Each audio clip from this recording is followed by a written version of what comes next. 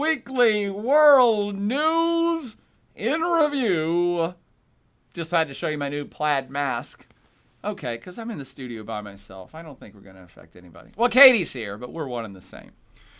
Welcome back, everyone, to another roundup of news stories across the planet that caught my eye. It is not an exhaustive review of every single thing that's occurred. However, most of the folks that listen to this podcast / video cast, I don't even know what you call it when there's a video anymore. But most of the folks that listen to this are from my World Regional Geography class here in fall 2020 at Virginia Tech, home of the Fighting Hokies. However, there's lots of Virginia Tech alumni from past World Regional Geography classes that also tune into this, and the wider world at large of random people that bump into this channel and say, who the hell is this crazy-ass dude talking smack about the world? This is, again, not an exhaustive survey of all things, but since most of the viewership for this still small podcast is in the United States, all the folks who live in the United States, who have grown up in the United States, do likely understand that our news cycle is all consumed with ourselves. So most Americans never hear a single thing about what's going on in the rest of the entire planet.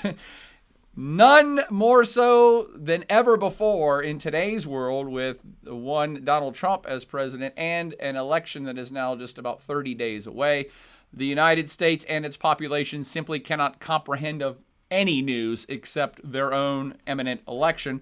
So this is a little podcast to say, hey, here's some other things that are going on that attracted my eye because I think they have greater repercussions than the stories themselves. Again, it's not exhaustive. I know that there's all sorts of things to report and update about COVID or about that or politics or blah, blah, blah, blah, blah. I don't care about any of that stuff. Yeah, well, I do, but I'm not going to care about it for this podcast. So what I focus on is, hey, here are some things that I think you should be paying attention to because they're going to have a bigger repercussions and perhaps right soon. Now, here's a smattering of headlines that I have up. This can go anywhere from, say, 30 minutes to an hour. By all means, please hit me up with questions as we go along. This is a podcast that encourages interaction, not as much as other places that want you to tweet and like and follow and all that stuff. This is more a community service for me. I just like people getting smarter about what's happening on the planet. So, yeah, did I do that right? Yeah, I'll send you the chat so you can see. Yeah, so please chat here at Twitch or on YouTube or on LinkedIn or wherever you're viewing from. Hit me up with any questions as we go along, and you can feel free to bring up other news stories that I have not talked about. Excuse me. A little dust in the lungs. It's not the COVID, I swear. So, one of the first things that's popped into my field of vision this week is a story that I've actually already talked about at... Oh, I am there. Okay, so I can just click. Or no, I hit here. Okay.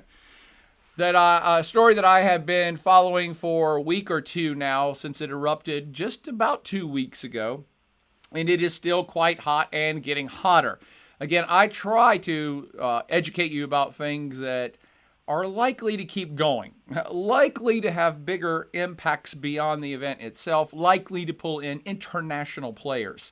And I have been following the Nagorno-Karabakh regional civil war / interstate conflict between Azerbaijan and Armenia ever since it did pop up again about 2 weeks ago.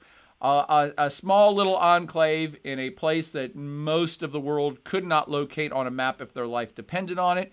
Why would I be covering it and suggest it has some bigger repercussions? Well, because there are international players who are, I won't say actively fighting for either of these sides, but they are starting to intervene, and indeed this week it has gotten worse. So now we have a situation where Armenia is helping out the ethnic Armenians who are located in this little region called Nagorno-Karabakh. For those that tuned into the podcast earlier this week, you know a lot more about this particular conflict, but I'll catch up any viewers who just tuned in today. Nagorno-Karabakh is an enclave that is technically and legally and internationally recognized as being part of Azerbaijan, a sovereign state. Armenia is a sovereign state next door. So this Nagorno-Karabakh little region is a part of Azerbaijan technically, but the people in the little region are almost all ethnically Armenian. They have been for decades / hundreds of years. Some could argue 1,000 or 2 years. And Armenia has propped up these ethnic Armenians in this little enclave into helping them fight for independence and or establish authority or continue to hold authority over their little area, which they have. Ever since the Soviet Union went away back in 1991, this little area has been disputed of who owns it. Is it the Nagorno-Karabakh folks actually declared independence at one point from everybody, although they'd like to unify with Armenia? So that's the quick background of what's going on there. And indeed, in the last several days, this conflict has been on again, off again since 1994. Perhaps upwards of 30,000 people have died in the last, 50 years fighting over this little area. And it's been largely quiet since about 1994, 95. But shit hit the fan again a couple weeks ago. And while everybody in the world's been saying, hey, you guys should chill out, everybody should relax, we should try to solve this diplomatically, the people on the ground have not listened and are not interested, and neither Azerbaijan, the state of Azerbaijan, or the state of Armenia has come to the negotiating table yet. Both sides have hunkered down their positions. And in the last 48 hours, I keep saying it's gotten worse because it has, because now both states, and now this is an interstate conflict almost. I kind of consider it an interstate conflict. Both sides have now shelled / bombed civilian cities, both within Nagorno-Karabakh and some surrounding countryside around it, including the town of Ganja. I had to point that out. It's actually called Ganja. I mean, I'd like to visit Ganja, but not now because it's being bombed. So this is a situation that is getting hotter. It's not cooling down despite international efforts to try to get a negotiation. And some of the kind of headlines about this that I wanted to point out, or select sections of stories that I've culled out for you here on screen, are that past skirmishes have lasted a few days back in the day, but this one seems to continue to ramp up with missiles being fired again in now completely civilian urban areas that have no military capacity that anybody can detect. The more important parts of this that are making it a bigger regional / global issue are that who's supporting who in this fight. Turkey is the one who seems to be ticking off the most people. Turkey, as identified in this little blurb here, a NATO member, and you do need to keep this in mind. One of the main reasons I've been following this story is because I think Turkey is increasingly going to make NATO a very problematic organization to hold together in the very near future. And this particular conflict could be what gets Turkey kicked out of NATO. You heard it here first, friends. I'm always trying to allude to you, give you the insider tips about what's getting ready to happen. And this, to me, is the most important part of this story. And no offense to the Armenians and Azerbaijanis who are actively dying in this fight, but from a global perspective, to me, the bigger issue is what's Turkey doing here? And is Turkey's involvement in this conflict going to put severe strains on NATO, which has nothing to do with this conflict? Okay, let me unpack that for you. For those of you that have never taken my class and have no idea what NATO is, which I doubt is any of you. NATO is the North Atlantic Treaty Organization. It's a defensive cooperative organization founded after World War II, of which the United States, Canada, most of Europe, and Turkey are involved in. It's a mutual defense pact. And the basis of NATO is its Article 5. For those of you that are currently in the class, you know all about number 5. The Article 5 of the NATO Constitution is all you need to care about. And Article 5 says, an attack on any member state of NATO will be interpreted as an attack on all member states of NATO, And therefore, if Luxembourg gets attacked, the United States is coming to aid them because that's an attack on the United States. Okay, what the hell does that got to do with this little conflict in a little Armenian-controlled enclave in Azerbaijan? Just this. Turkey is ticking everybody off in the region because Turkey has been accused and now accused by enough international players that there's likely truth to it. Now, again, I'm not there on the scene to tell you this is definitively true, but I'm a news watcher. And so when there's this thing called critical mass, and when enough different organizations or states or governments or international players start to all say, hey, this is going on, then it increases the likelihood that that indeed is going on. And what everybody is saying is going on is that Turkey, an ally of Azerbaijan, Azerbaijan is a Turkic-based ethnicity. Azeris are Turkic-based people. Turkey has Turkish-based people, and their languages are related, Turkic-based languages. So there's this, and they're both Islamic following folks. Muslims comprise the majority of both of those states. So there's this natural affinity, and Turkey sees itself as a leader now, increasingly sees itself as a leader of Turkic ethnic slash linguistic slash Islamic folks, perhaps further afield than even Azerbaijan. Perhaps Turkey wants to extend its Turkic leadership into even Central Asia. Central Asia is another place that has a lot of Turkic-based ethnicities and languages. So Turkey is being accused of sending in basically mercenary fighters into Azerbaijan to help put down this Armenian uprising or this civil war, whatever you want to call it now, thus exacerbating the conflict. So everyone else is saying, hey, everybody should chill out and we should figure out a diplomatic solution. And meanwhile, Turkey is sending in Turkic mercenaries. There's really no better word. We can call them foreign fighters if you want, but they're not from Azerbaijan. And these foreign fighters, by the way, where the hell did Turkey get a bunch of mercenaries at? Turkey had already been sending in mercenaries into the Syrian civil war, another conflict in the region that Turkey has a dog in the fight of. So Turkey wants to see the leadership of Syria overthrown, so they've been sending in fighters to help overthrow, to fight against the Syrian government in a civil war that's almost over, by the way. That's a separate podcast at a separate time. Back to point.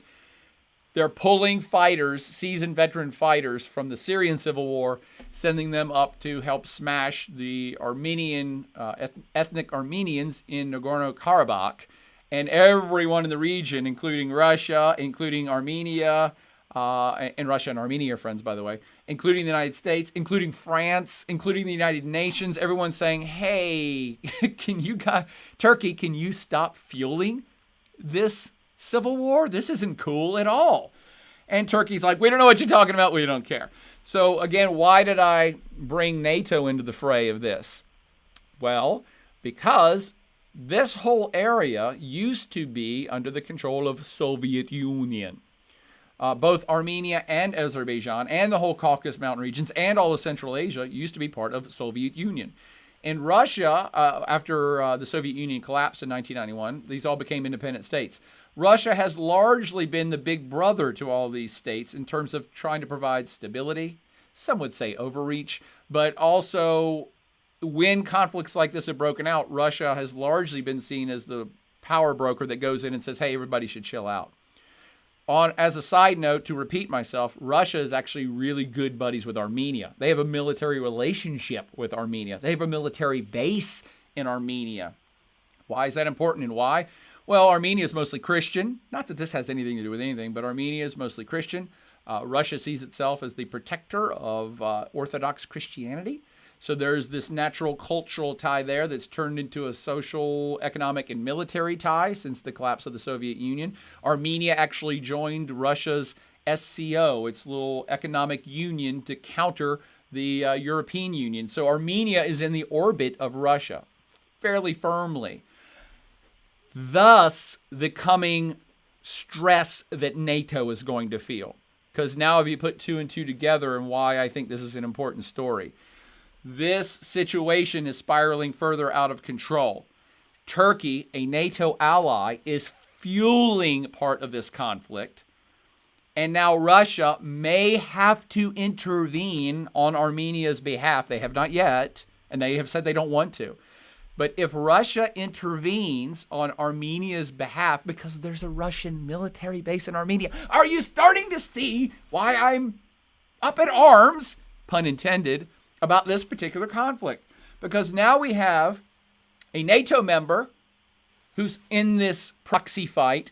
And if Russia intervenes in a proxy manner, now you have a NATO ally who might be going up against Russian troops on the field. And therefore, here's the big therefore, at any given point, if this gets way hotter and these parties get involved, Turkey could claim to NATO that Turkish forces are being attacked by an enemy. And because of NATO Article 5, all the members of NATO must come help them fight Russia. And no one wants this at all, perhaps except Turkey. So that's why, and you see this on the bottom line here, experts worry Moscow could eventually decide to intervene on Armenia's behalf, a decision that would escalate the situation by pitting a U.S. NATO ally, that's Turkey, against Russia. That's why this is a freaking gigantic deal. I won't even call it a big deal yet. I actually don't think it's likely to happen. I don't think that Turkey is definitely intervening, but they don't want to take credit for intervening. So for them to try to claim that Russia's attacking them, they would have to first admit that they're involved, which they are denying.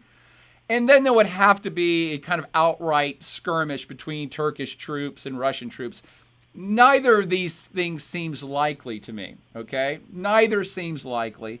And even if those two things were to happen, the Boyer opinion is even that would not prompt NATO to get involved. The way NATO works is all NATO members actually sit around in a room. This is absolutely true. We sat in this room. We went to NATO headquarters one time on a field trip. All the NATO players sit in a room. They don't take a vote. It has to be unanimous consent, but with no voting. So all the people who represent the NATO nations literally sit in a room and talk about what's going on, and then they kind of come to a consensus of whether they consider that an attack on one of their NATO members.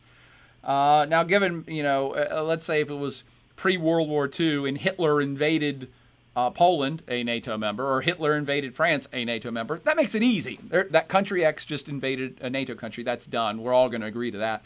This is way more nuanced, and even if it gets to that point, I seriously doubt there would be consensus among NATO members to recognize this as an attack on Turkey and therefore try to work together to counter that attack. Because now you're getting into World War III territory, and nobody wants that. Over Nagorno-Karabakh. Again, no offense to my Armenian and Azeri brothers and sisters who are in this conflict, but no one's starting a World War III over this situation. What I'm trying to tell you is it's a big deal for me because I think it may be the beginning of the end of Turkey's membership in NATO. And I'm so sure of my predictive powers that if you all want, I would like to do a 4-part podcast next week that picks apart all of the things Turkey is currently doing in the region and the wider world that is starting to separate it from its natural European and American allies. So every Monday through Thursday, I want to do a podcast every night at, say, 8 o'clock for about a half an hour and just do one piece of what Turkey's doing and then put it all together and so that we can summarize it by Thursday. Does that sound like an idea that anybody's about? And sorry, I see that a bunch of... I know. I can't keep up with the chats because I'm trying to keep up with my own brain figuring out stuff. Let me go to the chat room to see if I can catch... Oh, seeing it always... Yeah, I can't do it because it always wants to default. When people put on a new thing, I can't see. I was trying to go up. Okay, I will try to answer some questions very quickly before we even get to the other news stories. Let's see. So Armenia is playing the Russia/Crimea game. Yeah, that's an interesting way to put it, Vosek. that is an interesting way to put it, and the Soviet Union would probably agree with that assessment. It's a little bit more nuanced than that because Great Soviet Union really didn't possess Crimean Peninsula for, say, 1,000 years.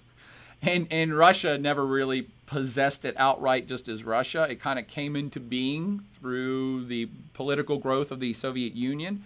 The Soviet Union always loved Crimean Peninsula and wanted it, but it was ethnically not mostly Russians. So and I'm not defending Armenia or the ethnic Armenians in Nagorno-Karabakh by any stretch of the imagination. However, this enclave has been ethnically Armenian and has been for quite some time. And again, one could trace roots back hundreds of years to this mountainous, very mountainous, sparsely populated ethnic enclave that has been mostly Armenia and was part of a greater Armenian empire, say 1,000, 2,000 years ago. So they have it's slightly different, but I like the way you think. I agree with the thought process there that they are trying to kind of grab this place back and maybe absorb it into Armenia proper. They just have a lot more historical legacy over this stretch of land than the Soviets or the Russians ever had on Crimean Peninsula. And even when the Russians a few years ago finally just outright took the Crimean Peninsula, even then it was mostly not Russian people. It was ethnically not Russian people. So that's what makes it slightly different, but I like the way you think. Cameron says, let's go to Ganja. Show me the way to Ganja. Rake 6902 says, I think if not solved early, it would involve more countries. It actually probably won't involve more countries. I just explained the two major power players involved here, and it's Turkey and Russia. Turkey and Russia on behalf of Azerbaijan and Armenia.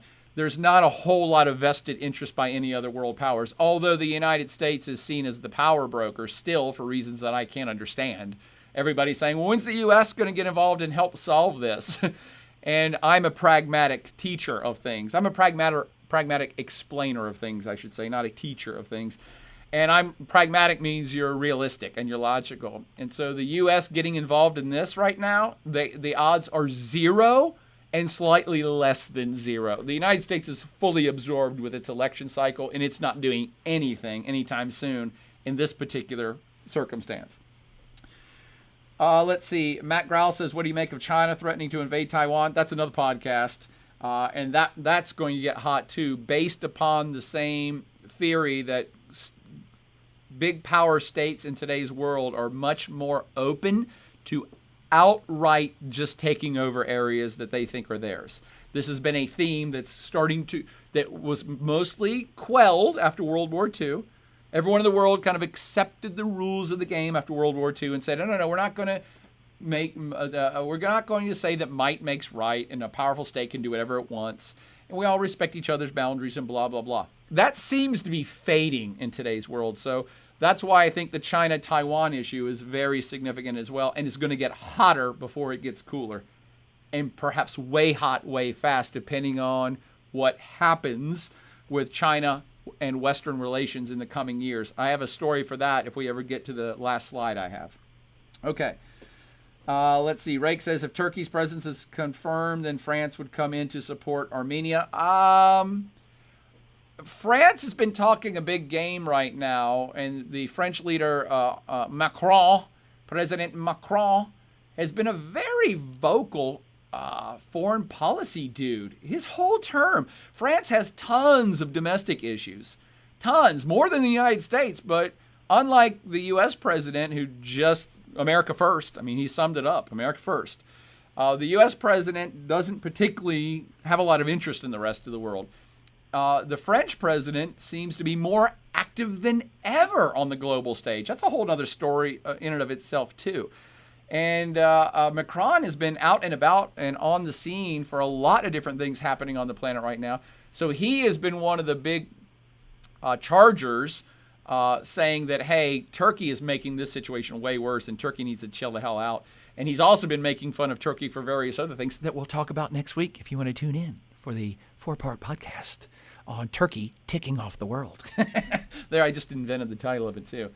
But I do not believe that France would get militarily involved. That would be a stretch of the imagination for me, too. Not the least of which because it would be starting to step on Russia's toes. Even if it was trying to help, Russia is kind of the main power that's going to help support Armenia if it comes to that. France probably won't do a lot. Rake also says it'll later involve Pakistan, and then India will come in as an impact relations. Now we're starting to stretch it. Let's see. Wasn't the entire Cameron, the map god says, wasn't there entire cleansing / genocide back in the days of the Ottoman Empire? Yes. Does that have anything to do with the current struggle? Absolutely, Cameron. That is also another fantastic comment because that is at, I won't say the heart of it, the Turkish genocide against Armenian peoples back during the last days of the Ottoman Empire. We're talking about World War I, 1914 up to 1918. Perhaps upwards of 1 million ethnic Armenians were killed by Turkish Ottoman troops. Again, I'm saying Turkish Ottoman because it was not the current state of Turkey. The current state of Turkey is what was left over from the Ottoman Empire. So the current political class of Turkey says, hey, dudes, that genocide shit happened before there was a state of Turkey. So you can't blame the state of Turkey, and we shouldn't have to recognize that genocide.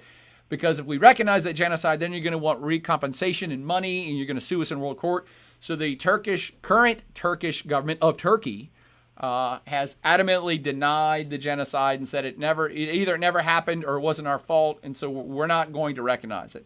There has been a worldwide Armenian movement to get other countries to recognize that genocide. And indeed, it's one of the reasons why Turkey does not like Armenia. So yeah, you're getting at the heart of some things. There's some other stuff. There's some other baggage happening in the background of this conflict. And that's partly one of the reasons why Turkey's making the play that it's making.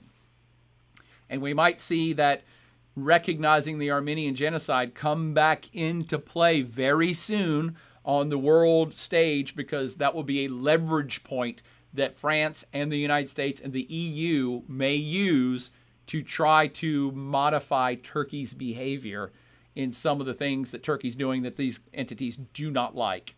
Russia may end up recognizing it just to piss off Turkey. So, well, watch for that one.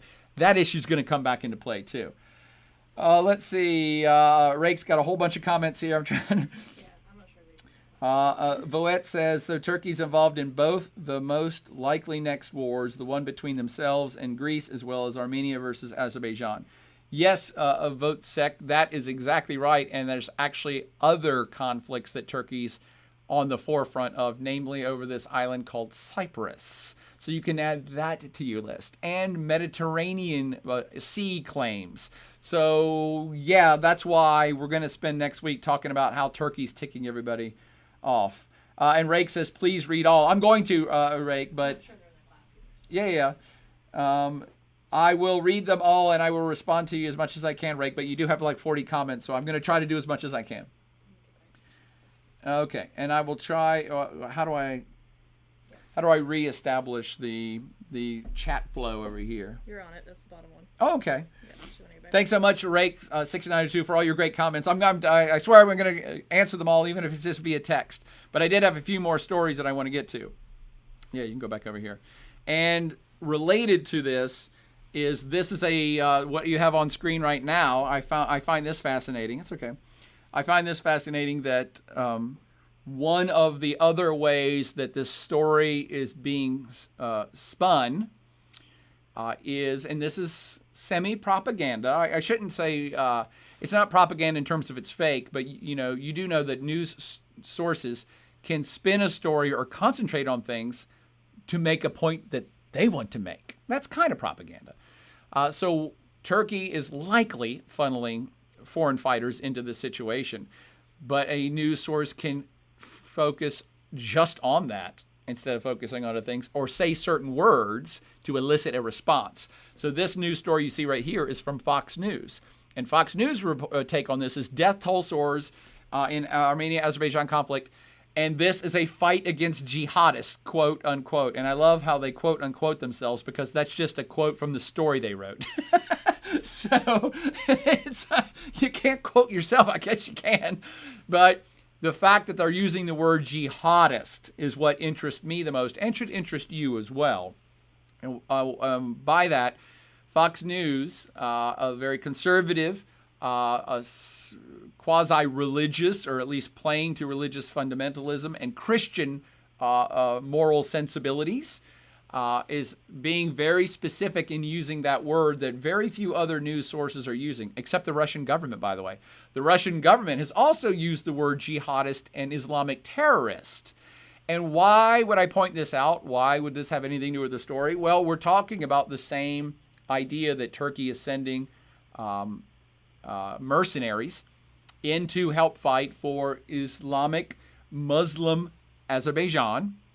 And so they're spinning it and saying, now this is turning into a holy war. Now, again, why would Russia and Fox News of America do this? Because they're trying to build support for their side. And so by framing this, they're using hot button keywords to frame things the way they want them framed. Again, don't get me wrong here. I'm not saying that Russia and Fox News is wrong. They're taking a likely correct piece of information that Turkey is sending these fighters, but they're framing them in such a way as to get your attention and to incite and to agitate you and be like, oh my God, Turkey is sponsoring terrorism and jihadism. And it's like, whoa, I'm not willing to say that. And I don't think Turkey's actually trying to do that. However, it's a good way to get people's attention and therefore get the world, the European / Christian / American world, to side up with Armenia on this specific conflict that's going down. Interesting use of words. Politicians and writers and news people choose words wisely. So always be watching when you see a word that's like, well, that's kind of strange. What would be the political gain of them using that word? The jihadist one is a big one. Islamic extremism will be a big one. Again, the Russian government a few days ago said that they believed that this whole region was going to be a hotbed of terrorism and Islamic terrorism if the Azerbaijani government, aided by these Turkish mercenaries, ends up taking over this mountainous stronghold and perhaps slaughtering a bunch of Christian Armenians. And that will definitely be making news. They will continue to start. You heard it here first. They will start calling the Armenians in this place Christian Armenians to help kind of divide up opinion and get you to side up one way or the other with them. That makes sense? Okay. The other thing about this particular news story that caught my attention is that the Azerbaijani military, and again, perhaps these Turkish mercenaries, are using new types of drones, suicide drones or loitering munitions. Listen to that. What a great word. Loitering munitions. Loitering. So loitering is when you hang out. Munitions is shit blows up. So the idea that the future of, and this starts to play into the future of conflict in areas just like this, because it's an unconventional battlefield. It's a very mountainous area, narrow mountain passes, high mountain villages and towns. Rebels, freedom fighters, Islamic terrorists, you take your pick. Anybody that wants to be off-grid hides in mountains. And that's because they're very hard for conventional militaries to get to them. You can't run tanks into the mountains. You can't land helicopters in the mountains, not easily. It's very hard to get troops in the mountains because they all have to file through narrow mountain passes. So drone warfare is increasing and increasing quickly, specifically in mountainous terrains and in places just like this. So loitering munitions is telling you, hey, people are figuring out you can use floating bombs to much more effectively blow up stuff and people in mountainous areas that are hard to get conventional armies into. It's not a feel-good story, but it's a story you're going to hear more about. And that's the kind of stuff I'm trying to point out to you. Now let's go on to some other things. Just quickly, because I know we're out of time already. I don't know, where does the time go? Another place that used to be part of Soviet Union, Kyrgyzstan. perhaps you saw this story pop up in the last 4 days. A state of emergency has just come into force in the entire state of Kyrgyzstan after protests continued to fight at rallies in the capital Bishkek. I love that capital Bishkek. What a great name. And what happened here? Well, this is, again, a country much like Azerbaijan you probably can't find on a map unless you're a geo geek like some of us. This landlocked country, which borders China, part of the Soviet Union until 1991, it actually, much like its other Central Asian brethren states, namely Uzbekistan, Kazakhstan, Tajikistan, Turkmenistan, that's all the stands. All of those areas used to be part of Soviet Union. Kyrgyzstan has actually broken tradition since 1991 in that virtually all the other states of this region we call Central Asia turned immediately into something we call one-party states. And some of you might recognize this diagram from the World Regional Geography textbook, The Plaid Avenger's World. You know, the Plaid Avenger. In the Plaid Avenger's World, we update this map every year after doing an assessment of the political status of the governing system in each country. And for a very long period of time, in fact, even on this map, you see all of the Central Asian states, as well as Russia, as well as China, lit up in yellow, designating a one-party state. And what a one-party state means is that it kind of looks like a democracy. Some of them do. They kind of might have elections. They kind of might do things that you would recognize that other democracies do. But they're not really democracy because it's just one political party in charge. Places like China don't even have, votes. So they just say, no, the Communist Party is in charge and we run everything. You have to be part of the Communist Party to be in the government of China, and we run everything. And we run the economy, and we run the politics, and we do the laws, and we fill the judges' positions. The party does everything without much thought for any other opinions in the country, okay? The Central Asian states and Russia, and now even Turkey, they hold elections. Some of them do. They pretend they have the trappings of democracy, but it is one political party that wins every single election all the time. Even Russia now it's Vladimir Putin's state. They should basically just say he's the new czar. He's the 21st century czar of Russia. He has no intent on ever giving up power. It doesn't matter if they even hold elections. He's not going anywhere. And the entire Duma, 99% of the Duma is, and that's the equivalent of their Congress, almost everybody's of this one political party. So they all agree with all of the main things that their party agrees with. And if you step out of line, of the party line, you're going to lose your job. So in that circumstance, it's not a democracy, even if you hold something that looks like an election.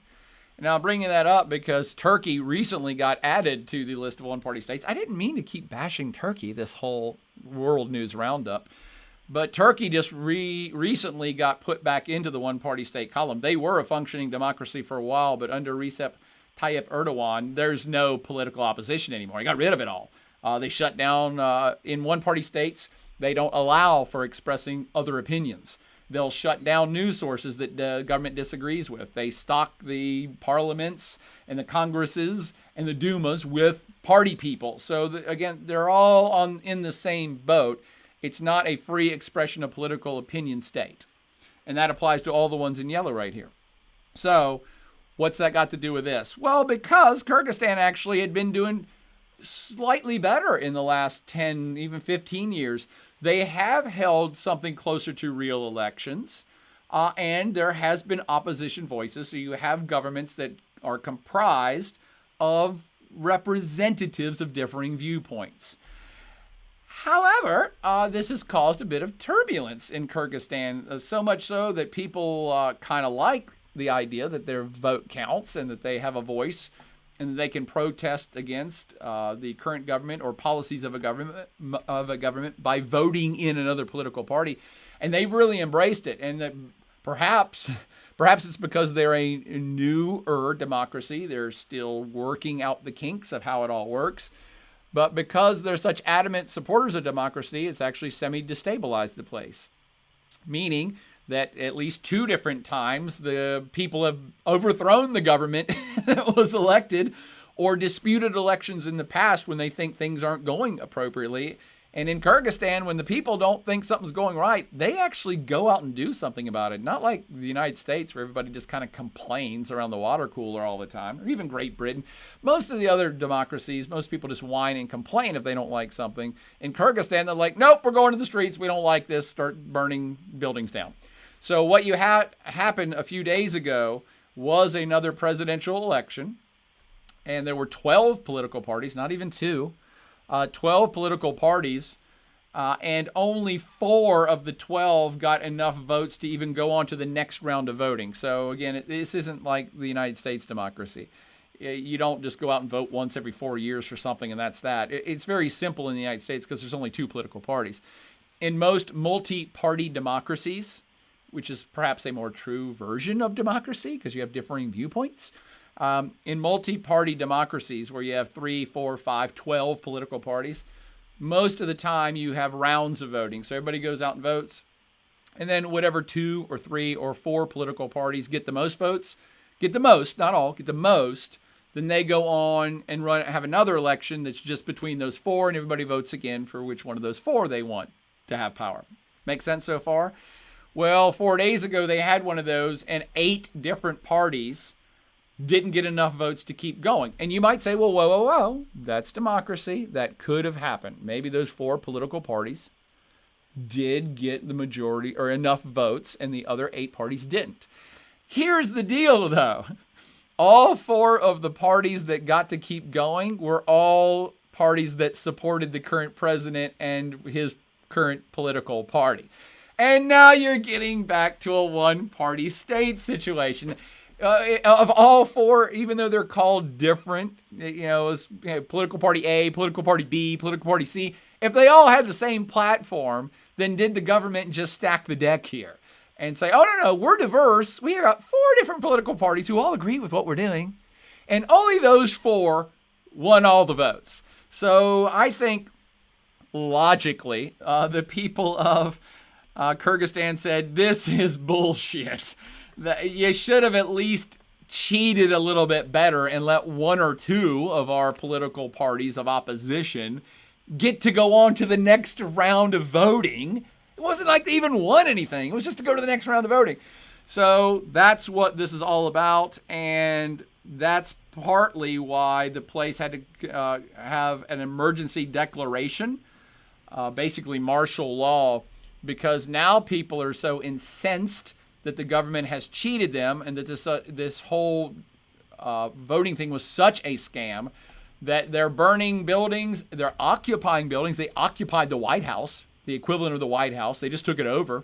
These are protesters. And they're doing it in different parts of the country, too. They're taking over local government buildings. And the local peoples in local towns are just electing people themselves and saying, nope, we don't care about the next election.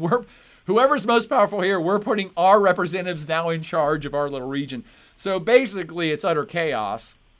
And no one knows exactly what they're going to do. But the martial law / emergency law that was just enacted, they're going to try to calm things down and likely try to do another vote. One would think that would be the logical course of action. Otherwise, people are just going to keep protesting. So I believe within a week, you'll likely hear the Kyrgyz government say, oh, okay, we'll have a redo. We'll have a redo, and perhaps we won't cheat as obviously as we did last time. Or, you know what? Maybe they didn't cheat. Or they can run the election again, and if the same results occur, though, it's probably going to blow back up again.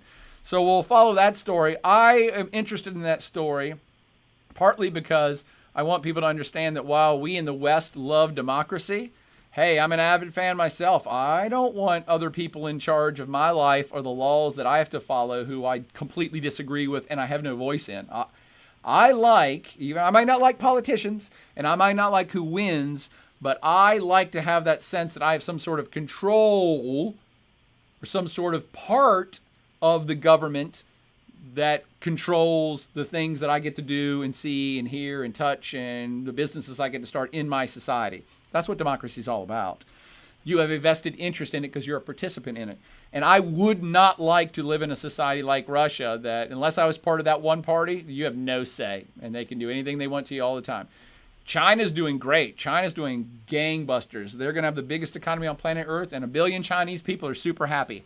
I am not comfortable living in China because I don't like the idea that I have no say over my personal life or anything that happens, and that any law at any time could be enacted against me because the government feels like it. That's not a society that I personally would enjoy living in. Again, 1 billion Chinese people do, and that's fine. That's fine.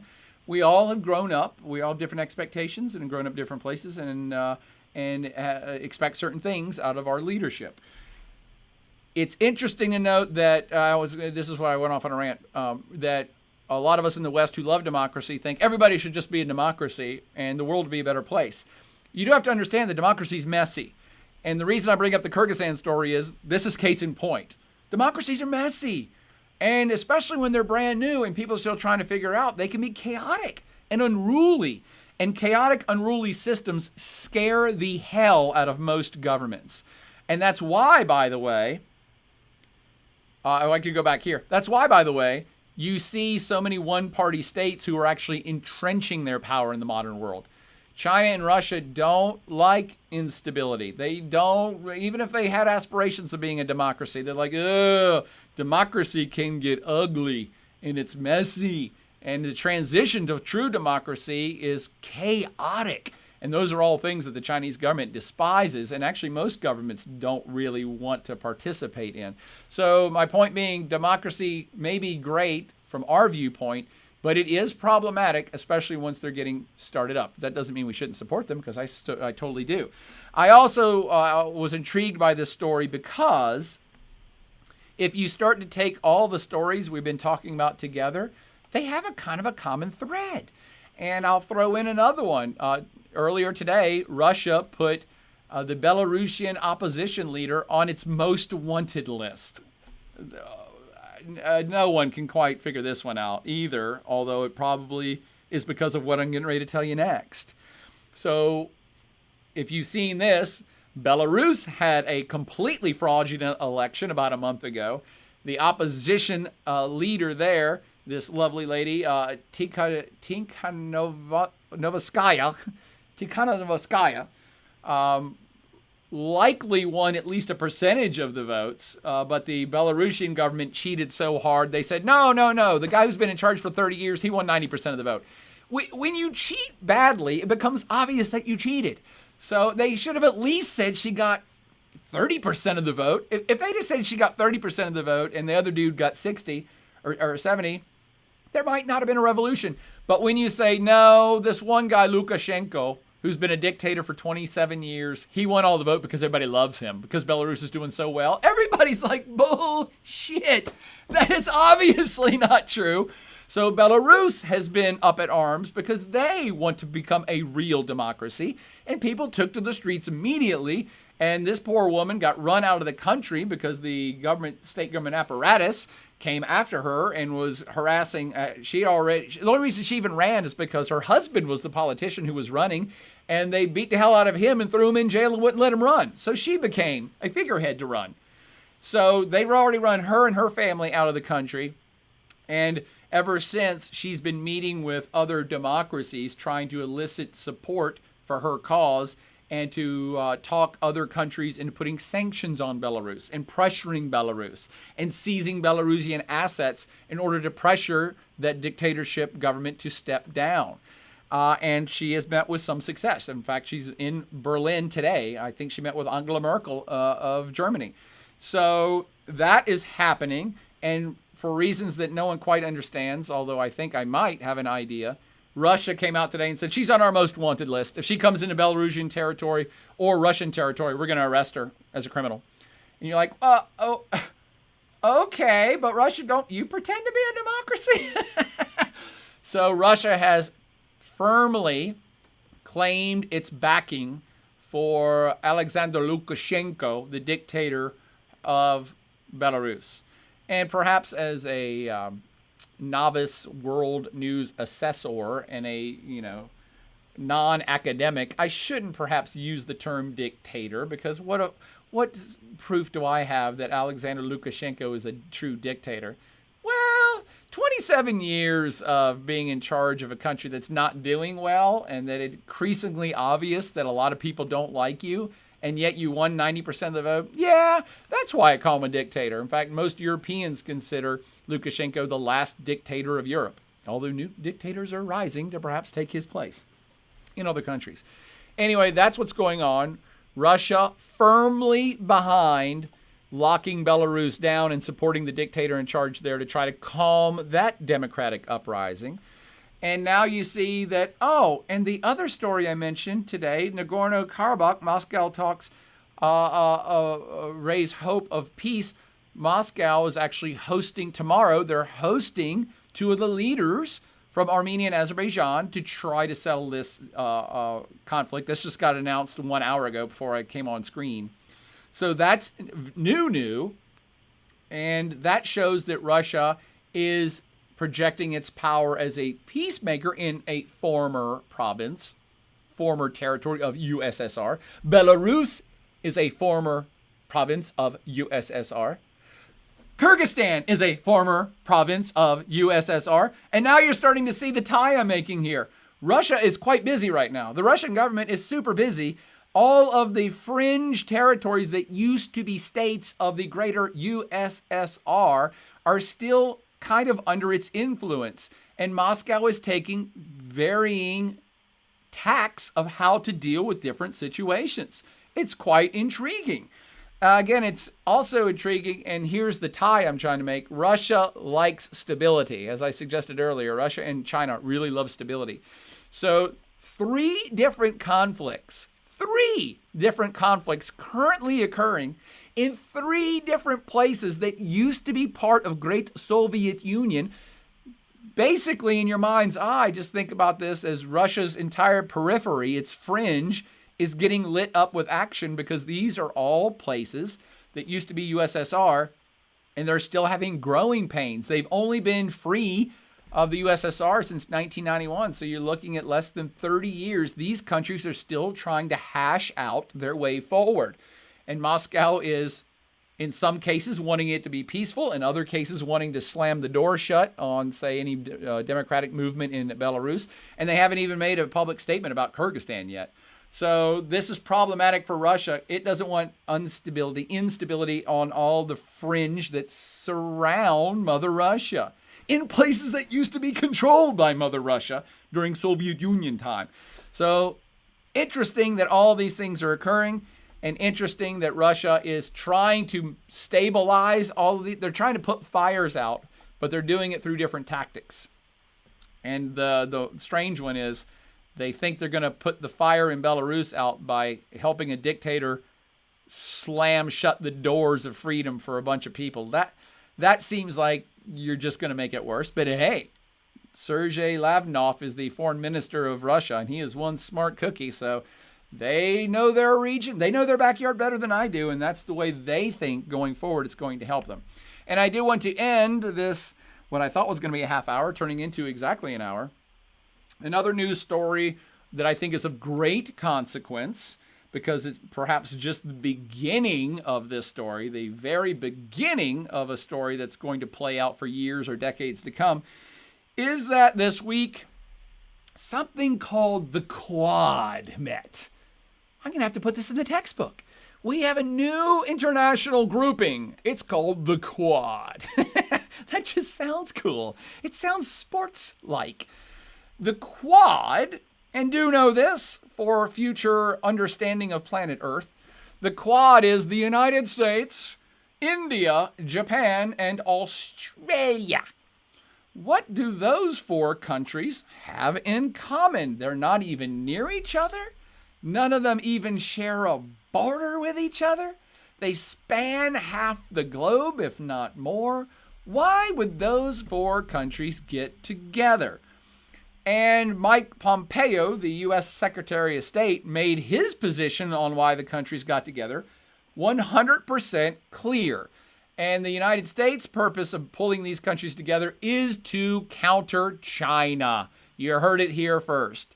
to counter the growth and influence of China. Pompeo makes no bones about it.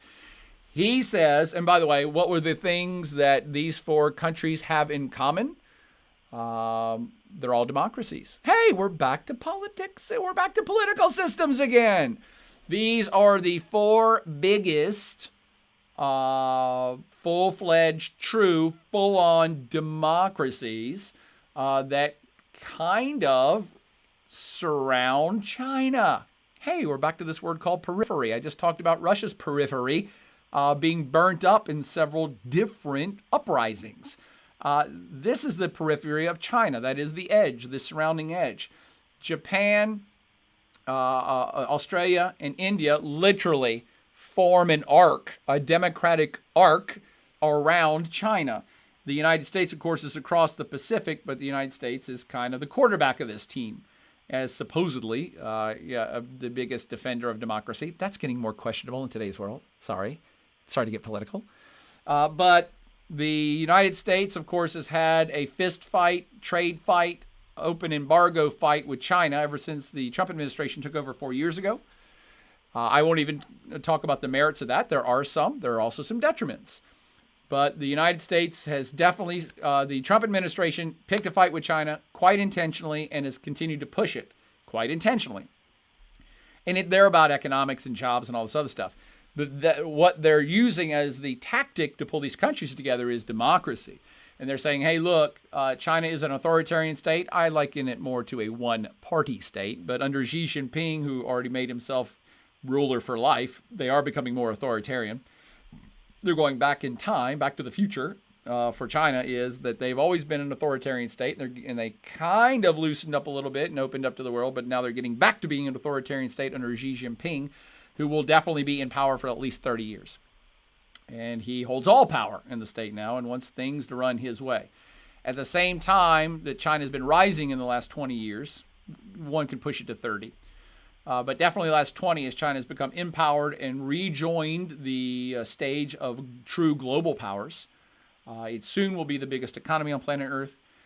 Its military, defensive, and offensive capabilities have grown exponential, may not be too much of an extreme term, in the last 20 years.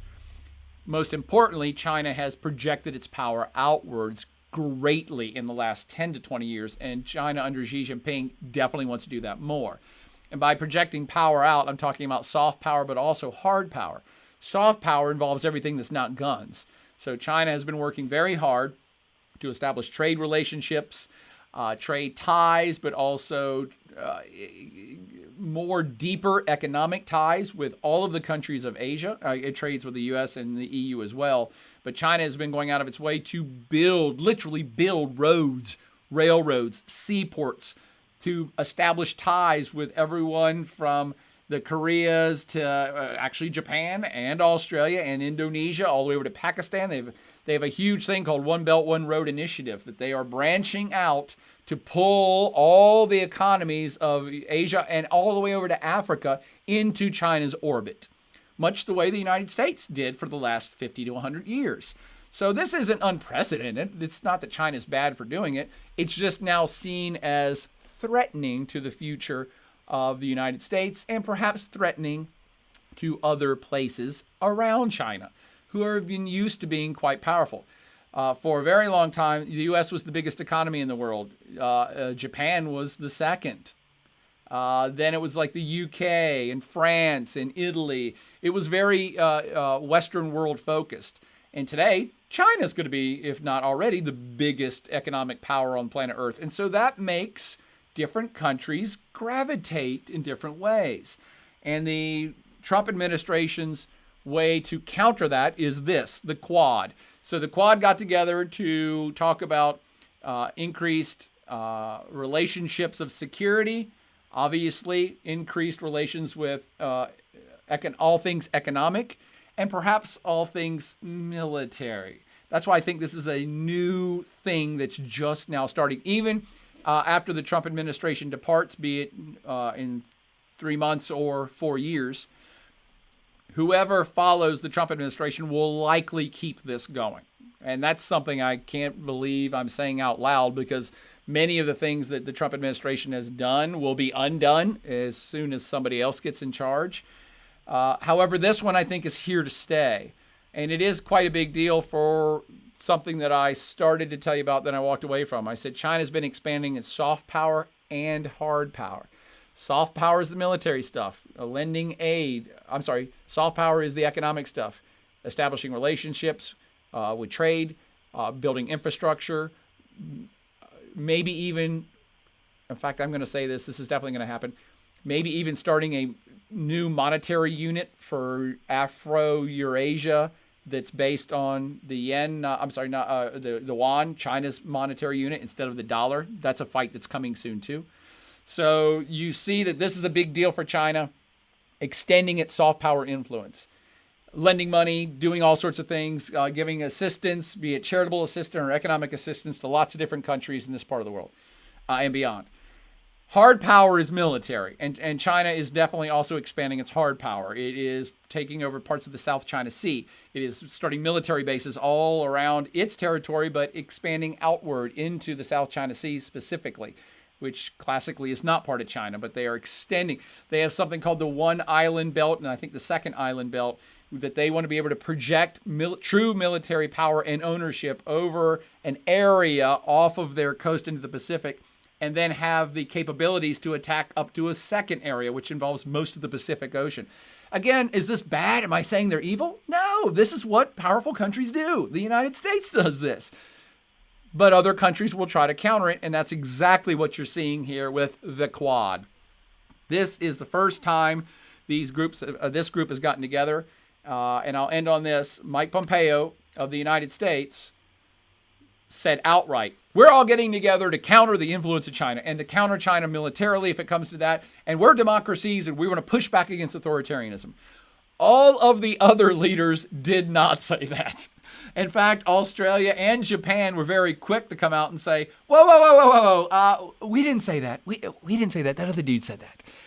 We got together to establish deeper economic ties. And yes, to perhaps promote democracy in the greater world, but we are not saying that this is against China.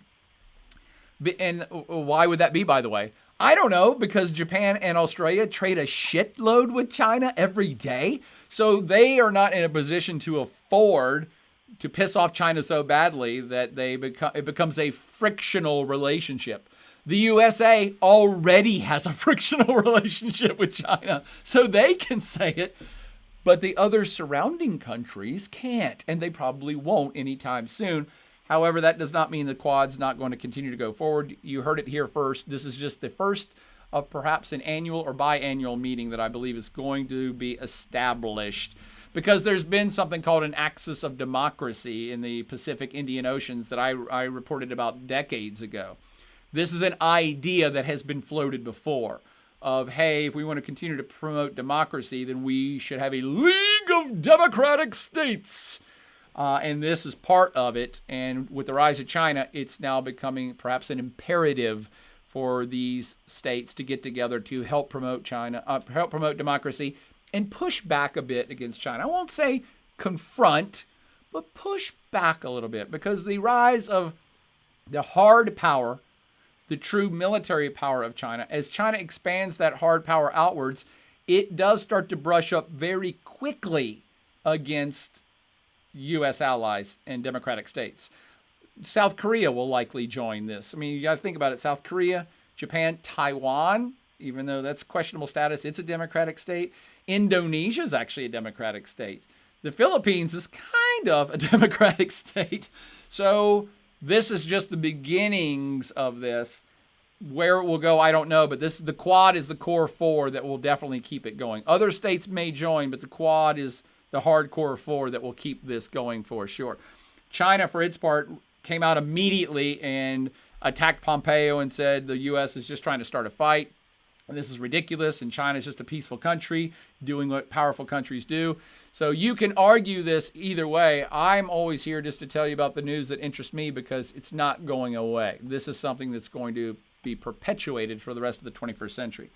And with that, I'll try to answer a few questions, but I have no more news stories, and I'll try to go back to the chat room, which has now exploded wildly because I have been remiss at keeping up with the chatting.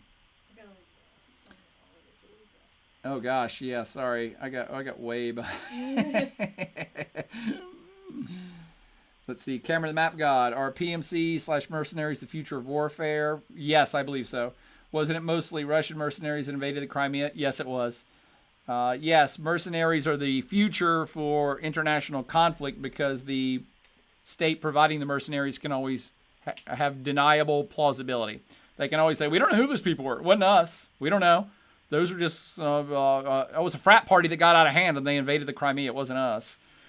And also drone warfare is definitely, it's already, I'd say it's the future warfare, but it's kind of already here. But you'll see it continue because it's so effective at targeting.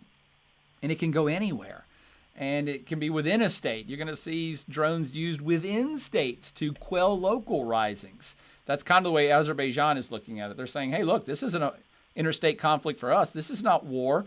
We're using drones to blow up people in our own state. And we're a sovereign state. We're allowed to do that. And that is true. That's true. Unless you kill all of one ethnic group, and then it's genocide. And you can't do that. So, yeah, it is an interesting time for how global conflict is going to evolve. And it's definitely going to involve mercenaries and what do we call it? Loitering munitions. That sounds like the greatest rock band ever. Loitering munitions. Somebody can take that and run with it. Just name a song after me. Let's see. Someone says South Africa. VoteSec says, wasn't there a ton of European mercenaries in Africa too? Oh, absolutely.